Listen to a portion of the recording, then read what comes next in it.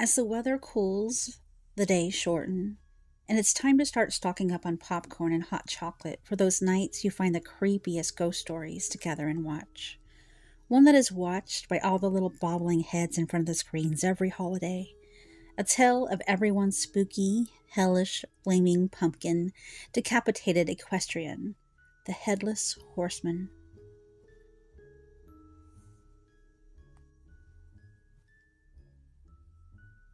Tracing the origins of the Headless Horseman legend is more complicated than one realizes. Most Americans are familiar with the Headless Horseman lore thanks to Washington Irving's 1820 short story, The Legend of Sleepy Hollow, and many animated film adaptations since. Although the Headless Horseman is trumpeted as America's first ghost story, the tale borrows heavily from several European storytelling traditions. Traditional folklore is actually swarming with decapitated riders, from Celtic mythology to the collected fairy tales of Brothers Grimm.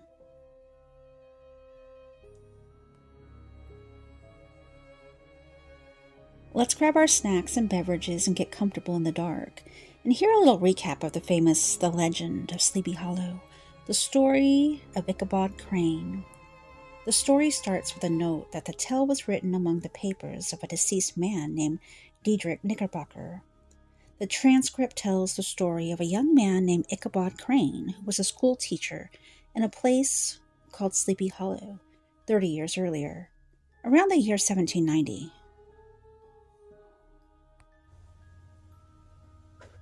Sleepy Hollow is part of the larger farming community of Tarrytown.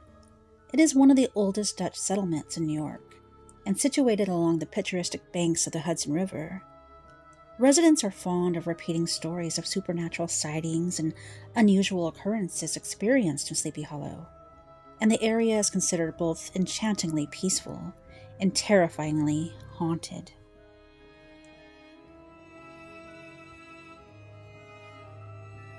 The most frightening of these is the tale of the Headless Horseman of Sleepy Hollow, who was believed to be the ghost of a Hessian soldier decapitated by a cannonball during the American Revolution. The Headless Horseman is reported to ride swiftly through Sleepy Hollow at night, as if reenacting the battle that took his head, before returning at daybreak to the churchyard where he's buried.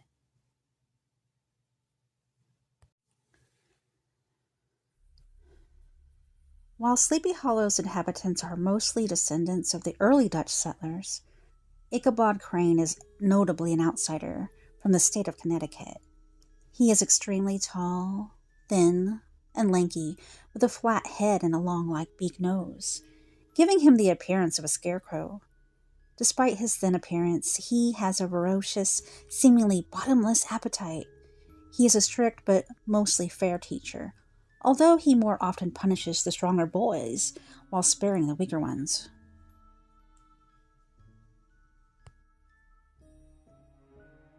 Since his salary as a school teacher is very small, his students' families board him for a week at a time. Ichabod prefers the homes of students whose moms can cook, and as well as those who have pretty older sisters. To further earn his keep, Ichabod performs light farm work and assists with taking care of babies and small children. Ichabod is also the choir master and earns additional money given singing lessons. He considers himself a talented singer and is known to sing loudly each Sunday during choir services.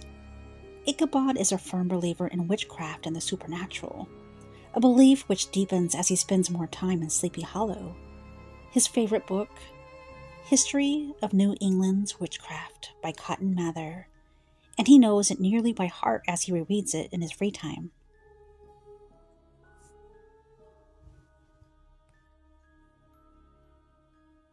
He enjoys spending evenings sharing and listening to ghost stories and other supernatural tales with the older women of the town.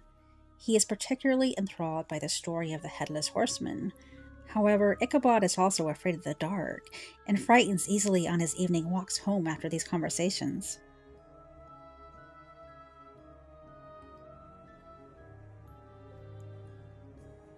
Ichabod enjoys being surrounded by the young women of the town and impressing them with his education and his refined taste. In particular, he hopes to court Katrina Van Tassel, the beautiful and flirtatious daughter of a wealthy farmer. Ichabod is drawn to Katrina not only for her good looks and her charm, but also because she is an only child and set to inherit her father's wealth.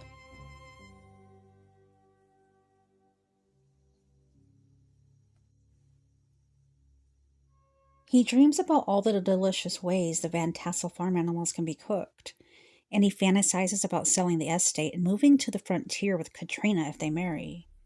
Katrina, however, is already being courted by Abraham Van Brunt, known by his nickname Brom Bones. She is rumored to be encouraging him, and his horse is often seen at the Van Tassel farm on Sunday evenings.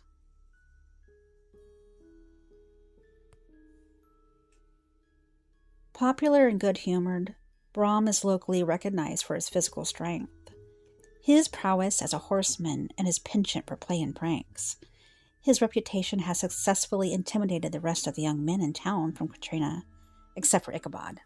Ichabod does not openly challenge Brom for Katrina's heart, knowing that Brom would beat him in a physical fight.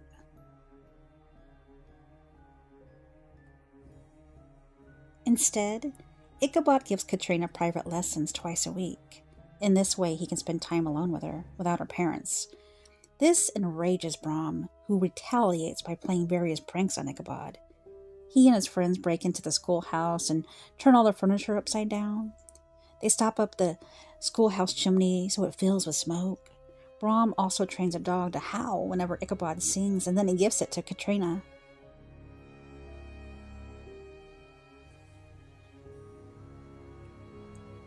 One autumn afternoon, Ichabod, along with the rest of the town, receive an invitation to a party at the Van Tassel farm. In his excitement, Ichabod dismisses his students an hour early so he can get ready. He spends extra time on his appearance before leaving, fixing his hair and putting on his only suit.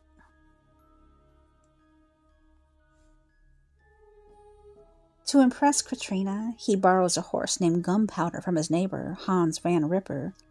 Gunpowder is an old plow horse, scruffy and grumpy, and blind in one eye. The stirrups of Gunpowder's saddle are too high up for Ichabod's gangly frame, and Ichabod's knees are bent as he rides, giving him the comical appearance of a grasshopper.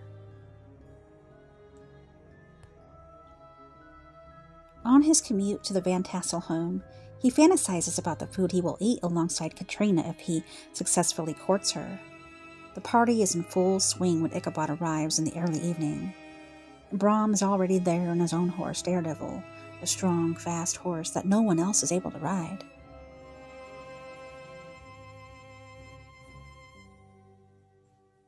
The young men and women are all dressed up, but Ichabod skips socializing and goes directly to the food. Ichabod spends a long while enjoying the many delicious savory and sweet dishes that have been put out for the guest. As he eats, Ichabod becomes increasingly happy as he fantasizes about the day he will own the farm as Katrina's husband.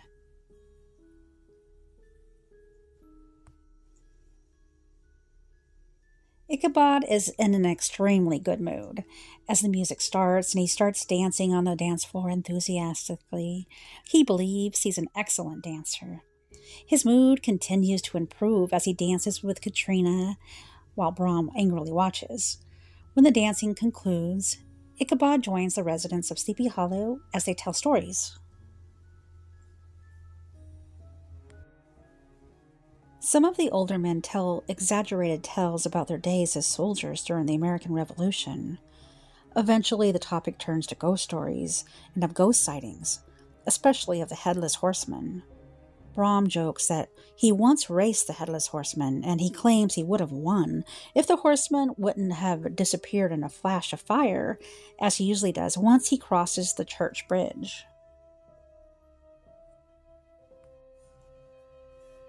Ichabod shares his own, more sincere ghost stories from his hometown in Connecticut, of his nightly walks in Sleepy Hollow, and excerpts from his favorite book, History of New England Witchcraft. As the party winds down, Ichabod stays behind to speak to Katrina, sure that he successfully courted her. The narrator claims not to know what is said between the two, but implies that Katrina rejects him. The narrator also speculates as to whether Katrina used Ichabod's attention just to make Brom jealous. Ichabod leaves the party looking dejected and crestfallen.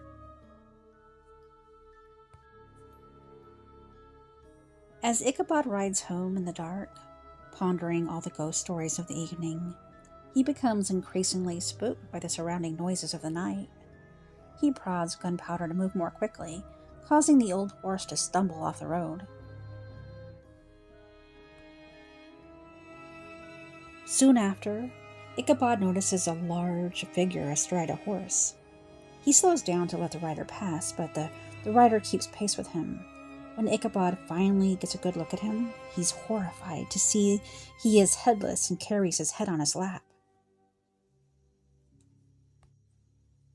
Terrified, Ichabod kicks Gunpowder again, and the old horse begins to run. A chase ensues. Ichabod can barely hold on, but feels relief when he sees the church bridge up ahead. He believes the Headless Horseman will disappear when he crosses it, just like in the stories.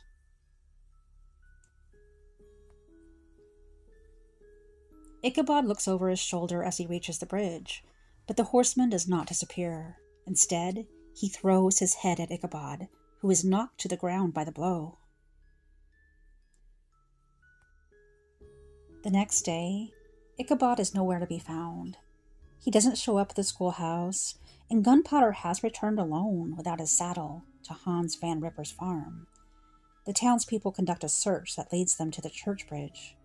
They find Ichabod's hat and a smashed pumpkin, but no Ichabod.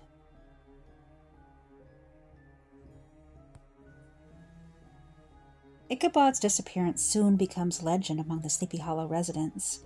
Some believe he was taken by the Headless Horseman, and others suspect Brom played a trick on Ichabod. Brom, who eventually marries Katrina, always laughs whenever the part about the smashing pumpkin is told.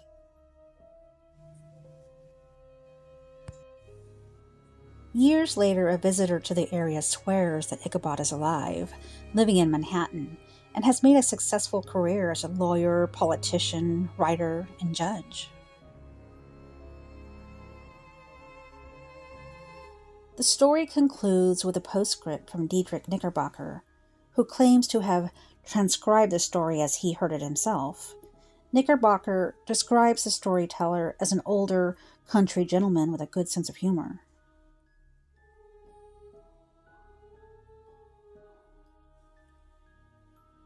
The story is received with some laughter, except by an older gentleman who is tall and very serious. He questions what the moral of the story is supposed to be. The storyteller gives 3 lessons. First, to take a joke as we find it. Second, competing with someone who is sure to beat you is foolish.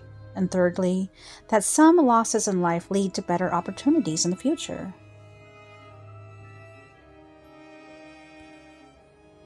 The postscript suggests that the storyteller may be Brom, and on the other hand might be Ichabod, but it leaves this open to interpretation.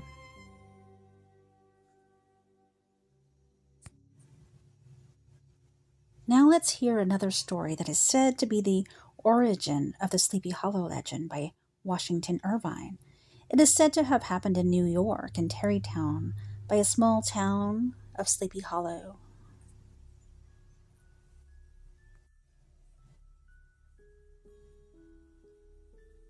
One of the most badass specters to ever haunt the planet, the Dullahan, a sinister villain of Irish folklore with roots in Celtic mythology. Harbinger of death, the Dullahan may be an adaptation of the Celtic fertility god Crom Dubh, who demanded blood sacrifice through decapitation.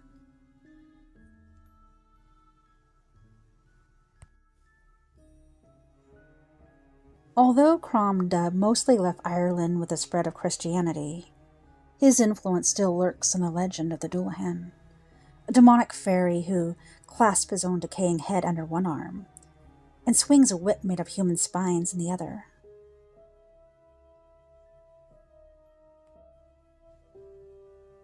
The Headless Horseman is a New York ghost story. The legend goes like this. It is said to have begun during the American Revolutionary War.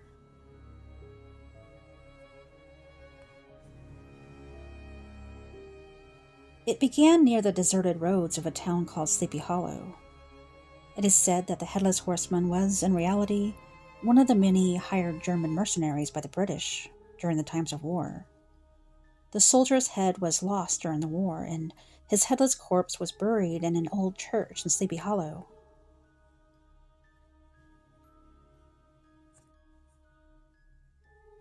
In New York, the night was cold and moonless.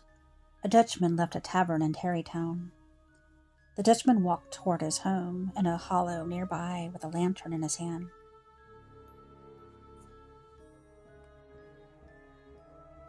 The path that he took went by the graveyard of Sleepy Hollow.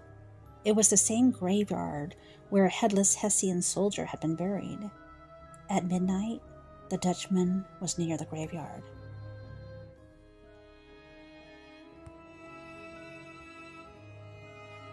The graveyard could be seen from a distance. The only light came from the Dutchman's lantern. The past week had been warm, and winter was at last gone. The snow had started to melt. Suddenly, the Dutchman became scared. He remembered the rumors that had been going around.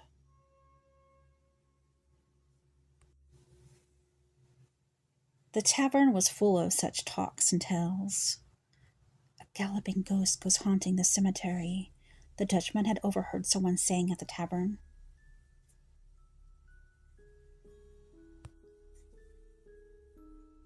Slowly, the Dutchman began to walk. He started humming to himself in order to keep himself busy. As he was walking, he saw a strange light rising from the cemetery ground.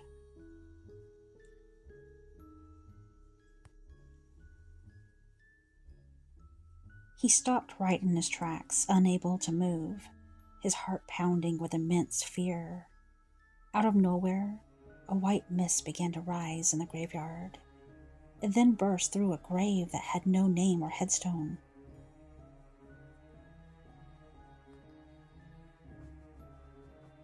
And out came a headless horseman. The Dutchman shrieked in fear. A terrible shriek it was. The headless rider was coming toward the Dutchman at full gallop. The Dutchman turned around and ran as fast as he could. He ran towards the bridge, for he knew ghosts and evil spirits could not cross running water.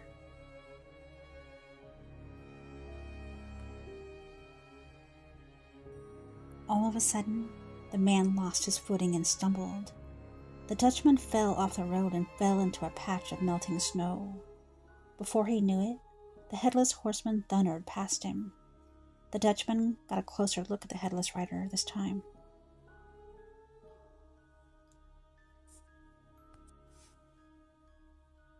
He noticed that the headless horseman was wearing a Hessian commander's uniform. The Dutchman waited in the bushes for at least an hour after the headless horseman disappeared.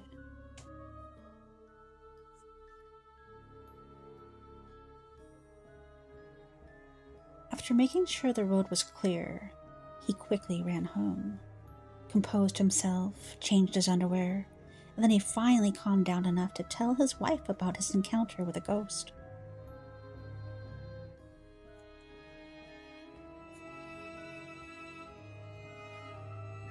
Everyone in Tarrytown knew about the story by the next afternoon.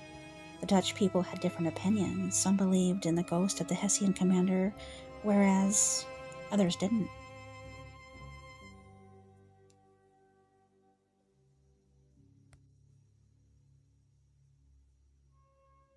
Some thought the headless Hessian was searching for his head, and some believed that every night the Hessian commander rose from his grave to lead his men to Chatterton Hill, not knowing the British had already claimed it.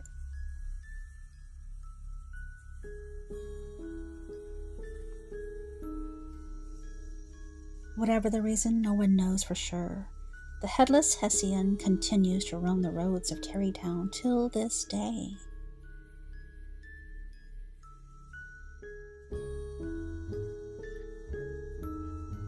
Alright guys, you can come out now.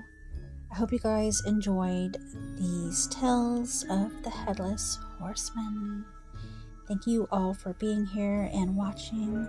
Please leave me a comment. I love my comments. They're like Christmas to me. Thank you guys so much who watched this. And if you did like it, share it out. Please share. And I will see you guys soon on the next episode of Tales Told in the Dark.